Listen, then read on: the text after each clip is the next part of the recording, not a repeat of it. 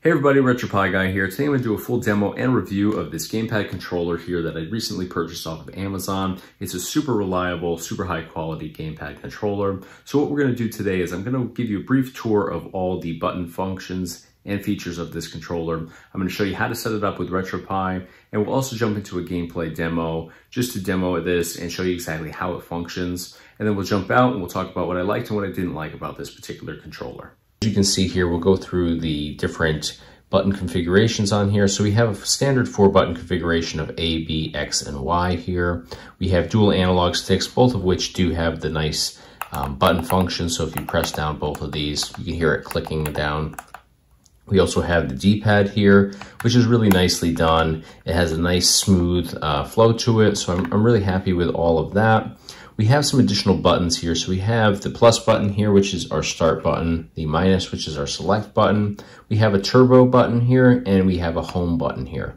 So it's really nice that we don't just have the start and select. We have these additional buttons because we can assign the home button to the hotkey function on Retropie, which is nice. So we would assign home as the hotkey button, and then we would just hit start. So both of these together, you know, if you're in a game, it'll bring you right back to your game collection menu. So you would be able to exit the games by hitting these buttons together. So again, it is nice to have those extra buttons because a lot of gamepad controllers just have the start and select buttons up here, which is fine. You can utilize the select with dual functions, but if we have the additional buttons, it's really great to take advantage of those and assign them as a hotkey.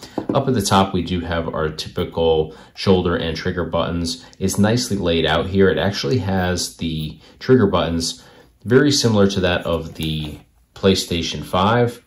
You can see that it tapers up like this and really fits your fingers perfectly on here. It's really nice action on here as well. So all in all, the controller has that sort of Xbox type of feel, but those trigger buttons definitely remind me of that of the PlayStation 5. So that is all of the button functions on here. I will mention, however, that we do have a 6.5-foot cable with the USB connection at the end, which is a great addition. Usually most of these gamepad controllers only have a 3-foot cable, so the fact that this one is 6.5 feet is definitely a plus. So now I'm going to show you how to set this up with Retropie on a Raspberry Pi 4 system, and then we'll jump out and we'll talk about what we like and what we don't like about this particular controller. Alright, so far all that I've done is plug in my Gamepad controller into the USB port on my Raspberry Pi 4. So you can see here on the welcome screen it says 1 gamepad detected, so I'm just going to hold down any button on my Gamepad controller. It's going to flash the name of my controller right across the bottom of this little box here. So I'm just going to hold down my B button, and it immediately takes us into the configuring Gamepad 1 page. So we're just going to go along with each of these prompts. So for D-pad up, we're going to hit D-pad up. For D-pad down, we'll hit D-pad down. D-pad left, we'll hit D-pad left. And D-pad right, we'll hit D-pad right. So for the start button, I have my start button up here.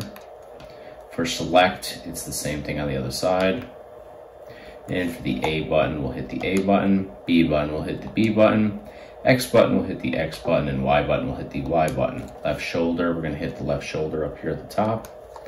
Right shoulder at the top. Left trigger, and then the right trigger. Now for left thumb, that's going to be the left analog. We're going to push that in. Same thing on the right hand side, push the analog button in. And now for analog up, for the left side, we'll do up. Now for down, we'll do down. Left, we'll do left. Right, we'll do right. Same thing for the right analog. Up, down, left, and right. And now for the hotkey enable button, we're actually going to hit this home button on here. So you'll see that that automatically populates in once we hit it. And now to confirm all this, we're just going to hit the A button, and that's going to enable that OK. And that'll save everything. It'll take just a second or so, and then it should advance us right into our home page, and it does. So just navigating through here with our analog stick, both of them are working. Same thing with D-pad, so we do know that everything is working properly. So let's jump into a game and we'll just test this out. So let's do a PlayStation game.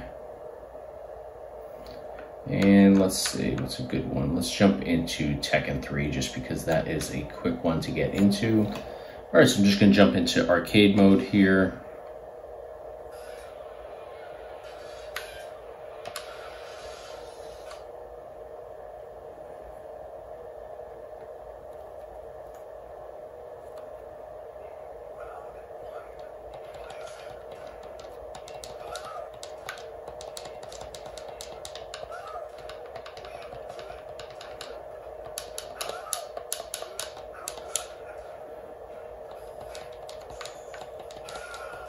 So it does work really great. This is such a smooth controller to use. I love the analog sticks on here.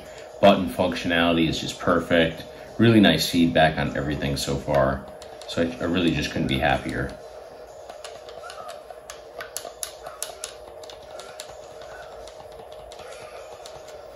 All right, so you can see that everything works great, and we're gonna just hit the hotkey button, which we assigned to the home button here. So it'll be that button with start every time for hotkey, and that should bring us right back to our main menu. And then we'll jump out and we'll talk about what we like and what we don't like about this particular gamepad controller.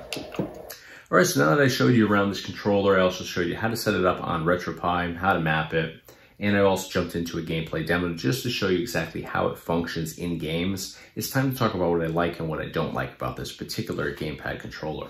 So in terms of what I don't like, it's actually a non-existent list. I have absolutely no issues with this particular gamepad controller. Now with gamepad controllers, I typically go for the wireless ones just because I like to be mobile. I don't want to have to sit, you know, at a certain distance from the TV or monitor. So that's usually my go-to, is just go wireless. But of course, with going with a wired one, you don't have to worry about charging it, which I'm just notorious for forgetting to do. And then I go to grab my wireless gamepad controller, realize I have a dead battery, and I have to go with a wired one. So I went to test this one out, and I'm super happy to report that it has a 6.5 foot cable to it, which is nice. You can get a good distance away from your TV or monitor or your Raspberry Pi. So you don't have to just be playing this, you know, at a desk with it set up on the same desk, which is the case with a lot of wired controllers, because most of them are only 3 feet, which, you know, only 3 feet really limits your movement, keeps you really close to your screen or your Raspberry Pi, depending on how far that is from your monitor or TV. So I do like that you have 6.5 feet here. I think that's just a tremendous addition to what we typically get with a gamepad controller like this. The price point is great at about $26, $27, $28, depending on, you know, when you're hitting this up on Amazon. But I think that's definitely a fair price, and you know, it's not going to be your $15 controller, but the quality of this definitely puts you in that proper price range. So a lot of those cheaper ones, you get cheaper quality, they're not going to last as long. This has got really nice quality. I see absolutely no reason why this wouldn't last you years and years. So in terms of the layout of the controls, it's very similar to that of an Xbox One controller. However, the trigger buttons up here are very similar to that of a PlayStation 5, which I like because the triggers on a PlayStation 5 are my absolute favorite.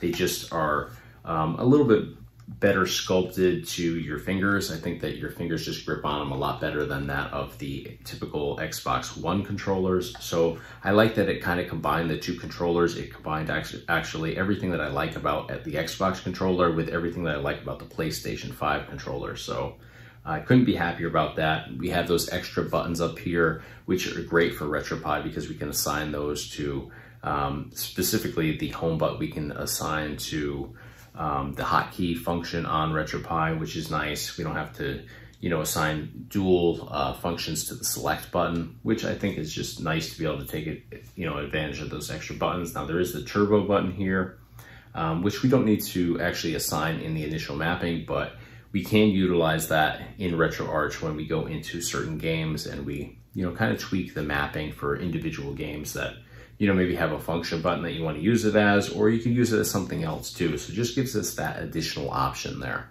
So in terms of this use with Retropie, I just think it's great because it covers all of your bases. Obviously with Retropie, you're combining all types of different games and emulators into one system. So you have just a different layout of controls from game collection to game collection. So with something like this, you just cover all your bases. You can play, you know, Nintendo Entertainment System all the way up to Dreamcast, PlayStation, PSP. All of that is covered here. We have the dual analog sticks, both of which do have that button function that you can, you know, press down on each of those four. So it just gives you a tremendous amount of different options. So, you know, with a lot of people out there that are just getting into Retropie, they'll typically buy a Super Nintendo or a retro gamepad controller and then find out that that retro gamepad controller, while it's great for the system that it is designed for, doesn't enable them to play the later game collections that are on there, like Dreamcast, N64, PlayStation.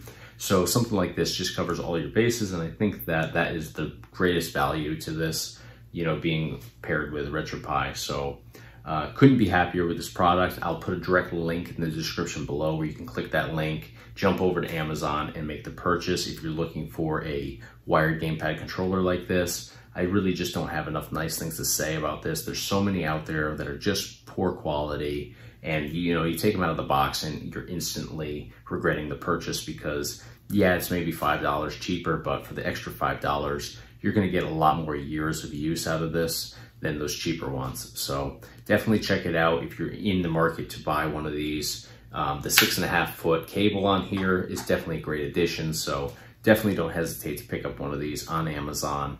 If you have Amazon Prime, you can get this. I actually ordered this on a Wednesday, got it on a Thursday. So definitely don't hesitate to pick up one of these. If you enjoyed this video, hit the like button for me. Be sure to subscribe to our YouTube channel. We do a whole bunch of different product reviews, gameplay demos, tutorials, just a lot of great stuff based around retro gaming. And of course, check us out online on our website, www.retropieguy.com. Thanks for watching.